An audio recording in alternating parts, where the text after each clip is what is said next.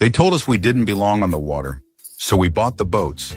When white yacht clubs refused to let black families dock, dine, or even launch their own sailboats, we created something better. Across the Chesapeake Bay, the Potomac River, and the Atlantic coast, black yacht clubs quietly flourished. In 1959, a group of proud black sailors in Maryland formed the Seagull Yacht Club, one of the first black-owned yacht clubs in the country. They launched from the shores of Kent Island, sailing past spaces that had once banned them. Dressed in full blazers, waving their own flags, they created a legacy rooted in dignity and leisure. In Washington, D.C., the Seafarers Yacht Club became a safe harbor for black families who had been pushed off the water for decades. They didn't just host regattas, they cleaned up the Anacostia River, mentored youth, and passed on a tradition of black sailing excellence.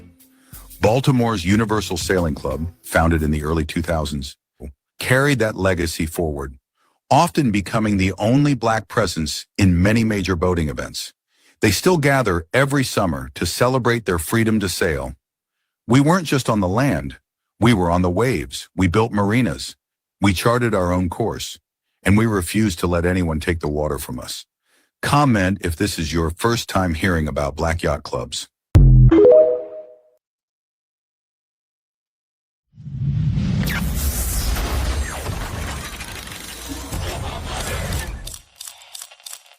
All right, so before we speak, I'm going to give y'all a little history, give you the rundown.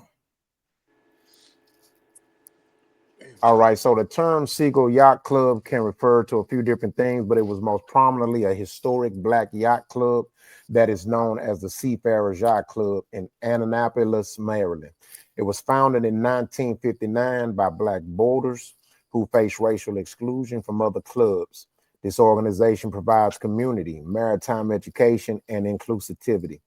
Operating out of a former segregation era school bus, it is not to be confused with the historic yacht Seagull II, which was a restored 1930s luxury yacht or historic newspaper headline about a boat race. The purpose of this was to create a welcome and inclusive community for black boaters and to provide maritime education for youth and teach young black men and women how to yacht, how to connect with the water, and develop a sense of spirituality and calmness with the connection to the land. Uh, it has a 66-year history of community impact and has been an important refuge and gathering places for its members. Also, this Black Yacht Club also spurred other blacks in other parts of the country to open up their yacht club, including California and Maryland, Baltimore, San Diego, and other places. So, with that being said, we want to give a round of applause and give the Seagull Yacht Club and the black men and women that put together this. And also, let me say this: it was also they colluded with Mary McLeod, who was prominent in politics back then in education. And because of her position and the connections that she had, they helped secure the rights for them to be able to purchase whatever land and things like that for them to be able to do it. So let's give our flowers to the Seagull Yacht Club. Is it still around?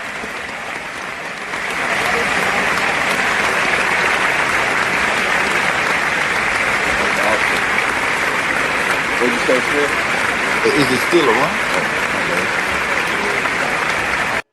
All righty. So with that being said, we can just spend a few minutes talking about it and giving y'all thoughts on it, and then we're gonna go to the other topic. So what's your thoughts, Mr. Smith? You say it's still around. Yeah, is it still around? I don't think it's around. It's kind of like a museum type thing. You know what I'm saying? So, but so the historical remains is still there and stuff like that, but it's not active. So yeah. Yeah, man, that's Yeah. awesome. That's awesome, man. Yeah. Doing big things. They I just need, hit all the big things we was doing, man. I need the polo collection now with that included, Yeah, so I can wear yeah. that. That's dope. I like boating shit, man. That's dope. Yeah. So we want to get in my flower. So with that being said, we're gonna meet the mic. Let's get to the next subject.